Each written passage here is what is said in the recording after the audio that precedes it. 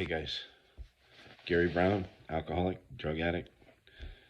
Uh, Very grateful, uh, recovering alcoholic and drug addict. That's my cat Bob in the background, meowing. He just heard my voice, so he's going to try to get involved in this video somehow, like he always does. I'm petting him right now. So I just got back from a meeting, AA meeting, and I didn't want to go. So before the meeting, I was like, yeah, should I go? Let me go get a coffee and see how I feel, because I took a little nap after work. It's been a long 4-day week. I had Monday off because of the holiday. And I hit it pretty hard this week. We're wrapping up a big job and going right into another big job. So I wanted to make sure, and my boss wasn't in today. So I wanted to make sure, shit got wrapped up good and everything's lined up nicely so we make the transition Monday morning into another big job. And it's going smooth, so that's good. I mean, it's not going perfectly, but it's going smooth. I think the contractor is going to be happy, and I think both the owner of my company is going to be happy, and I think my boss is going to be happy. So, that's all I can do is do my best and hope the company's happy with my performance.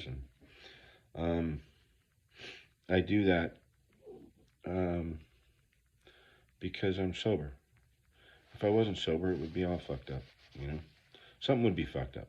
If the jobs weren't fucked up, my attitude would be.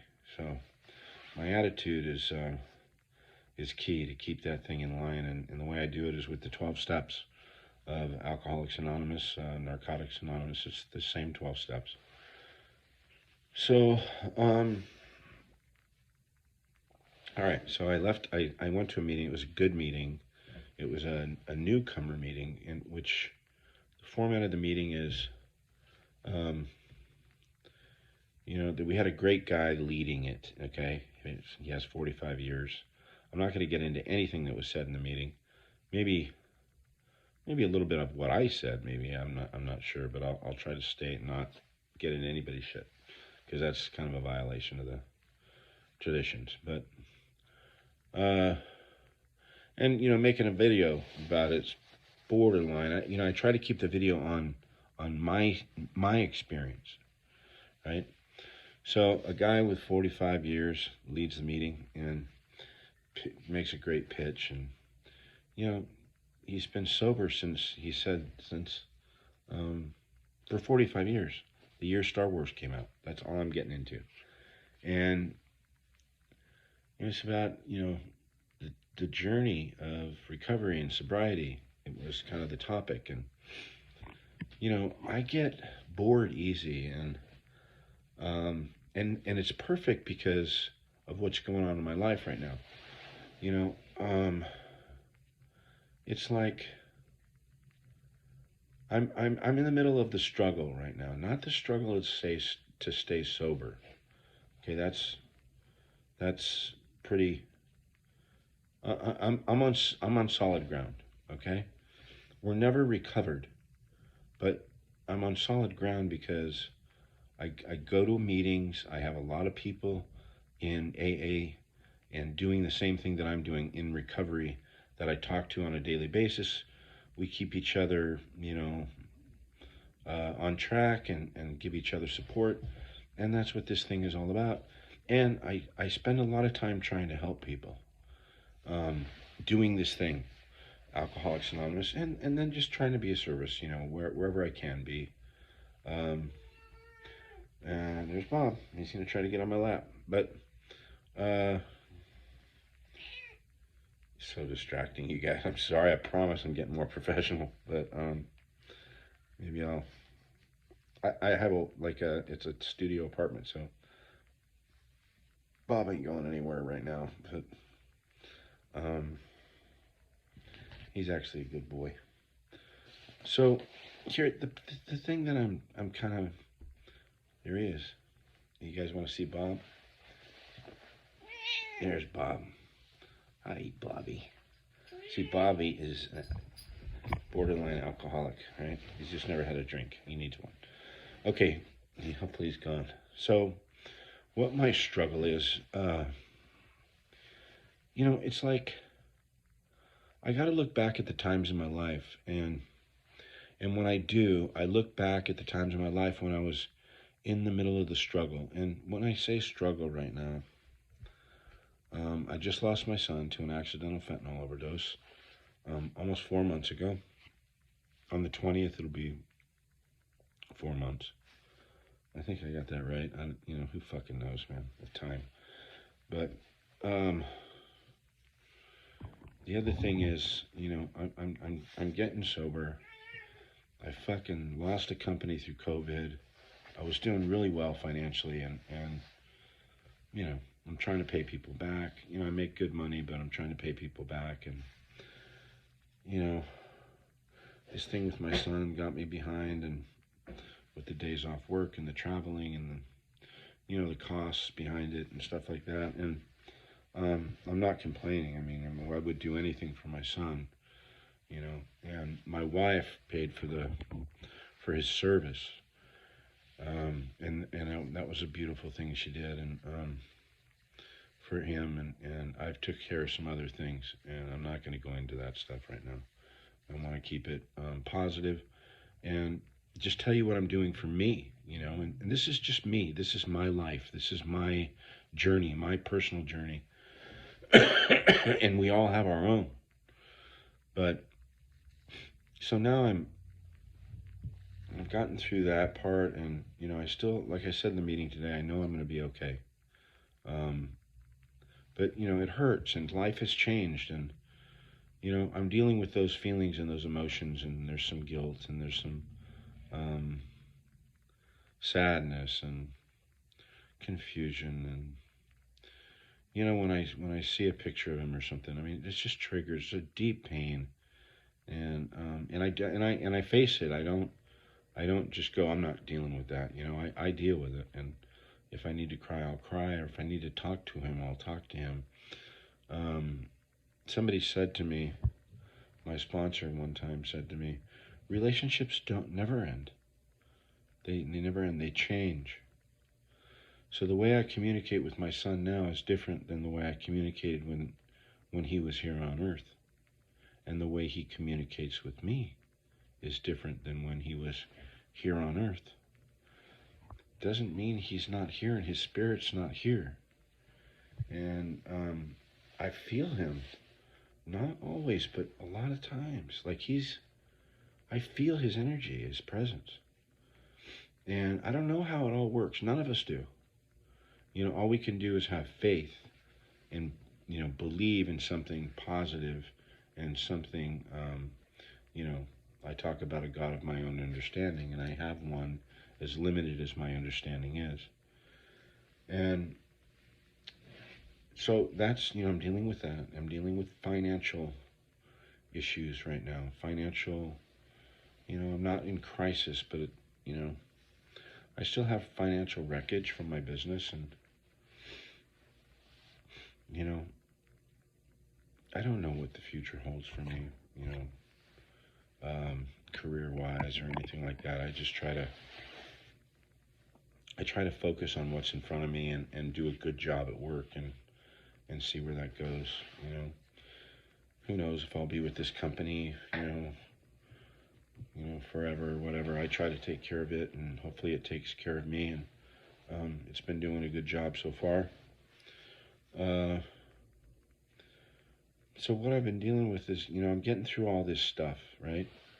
And like the last couple days, I want to say because I spent the holidays and kind of really didn't have a lot of plans. I did some stuff with my son and his girl. I got to see my grandson a little bit, not enough. You can never see your grandkid enough, right? And he's a little baby still. I guess he's going on probably 5 months or so. A real cute little guy. And I'm kind of bored. Like, there's that. I want some excitement in my life, and I don't want to drum up the wrong kind of excitement. I don't want to just start dating any woman. I don't want to just start, I don't want to go back to my old ways, which didn't work and kind of made me miserable. And I kind of want to do things healthy. And I don't have any, there's not like a woman on my radar or anything like that. And it's just, I don't know. I, I don't know what I'm going to do. I know I have a lot of energy, especially now that I'm back in the gym and on track. And I just feel like there's just something missing, and I'm not restless, irritable, and discontent. It's just, I know I've got a capacity for a lot more to do in this life and in my day. So, um, I don't know, maybe I'll do some writing or something. So I just, I'm going to I make this video and I don't have a solution to it. I know I'm going to continue doing healthy things. Like, okay, my day tomorrow, I've got nothing planned, and I put a call into my son to see if he wants to go hang out for a little bit, and maybe both sons. And if they can't because they've got their own lives, then I've got things like rolling around my head like, okay, well, I know I'm going to the gym, right? I'm going to do some working out, and I'm thinking like, okay, get one of those fucking, because I go down to Lady Bird Lake a lot, maybe get a canoe and tool around the lake with your dog, or, he's sitting right here. His name's Bo. Or go down to the border and see what's going on. Go talk to those guys. Check out the fentanyl. Get into the trenches, That seems kind of interesting to me, to get into the trenches and see what's really going on with this fentanyl thing. I have this small voice and I just feel like something needs to be done and nobody's doing anything about it. The people in charge, in charge of our country, kind of reversed everything that was going on at the border to secure our border, and feel it's just been kind of turned over to corruptness and cartel and the crime and the a lot of bad things going on with children and molestation and children being sold into slavery and a lot of corrupt stuff. And I just hope something happens here. I hope we can get through this stuff and make it better as a country. And I lost my son to an accidental fentanyl overdose, and I shared with you guys earlier on a different video. I'm kind of dealing with this resentment a little bit, and I pick it up and then I put it down. I pick it up, put it down, and I don't know how it goes. If it'll ever go away, or I know that I can't afford resentments. Like, I'm not angry right now, but I feel when I think about it, I get upset and angry. I just wish somebody would take notice. And like the higher ups in our country, the high up politicians, and throw money at this thing and just nip it in the ass. The guy that was in office before nipped it in the butt. So let's do something about it. Let's I mean, if you want to do it a different way, do it a different way. But your way's not working right now. It's hurting our country. And I'm just talking fentanyl right now. So, I'd like to see something done about that. So, I don't know if going down there will do anything, or, maybe I just need to work more intensely with other alcoholics or people in need, or go into a rehab center and start talking to kids about how I lost my son. And I know I'm going to go down one of those avenues this weekend. And I've got some phone numbers, and I'm just not sure what yet. But I'm gonna. So how I'll decide that is I'll get quiet, and I'll try to clear my mind of all this stuff going on with the border and resentment or the death of my son, and just let the popcorn machine settle. Let the hamster wheel slow down a little bit, and then ask God, God, please direct my attention in the best area that you think I could be useful. And that's all I can do. And I'm sure something will pop in there. And if nothing does, I'll be tooling around Lady Bird Lake with my dog. Not doing anybody any harm. But what I don't want to do, I've been in this situation before, is go find, somebody who's not probably compatible with me or whatever, and then just start, going out on a date with someone who, is probably not healthy for me, or, I don't even know if I'm ready for that, or if I want to go that direction either, but I don't know. I'm an alcoholic, right? So I'll overthink it, right? I'll overthink everything, like I'm doing. And you guys are probably watching this going, this guy's fucking nuts. But I am. This is, so you get to see a little bit of my crazy, right? And you've probably already seen it, but I'm not, I'm going to be me. And you get to see me be sober. And hopefully, if you're not sober, it'll give you maybe a little nudge, or you'll see, hey man, this guy's trying, if he can do this, I can do this, right? And hopefully you see that, so that's what's going on in my life today. So I want to mention the Impact Foundation. And first of all, you guys, it's 16 minutes, and I fucking should have said subscribe early in the video like everybody else does, and I forget. So I doubt anybody's even watching right now at 16 minutes and 58 seconds. Just an idiot sometimes. So fucking subscribe, okay? I'm so pissed at myself right now. Fucking subscribe, please. Hit the like button, that I should have done this fucking 17 minutes ago. And tune in tomorrow. Don't forget the Impact Foundation, LA.org, started by an Energizer Bunny friend of mine named Vicky. She never stops, never sleeps, just keeps going, going, going.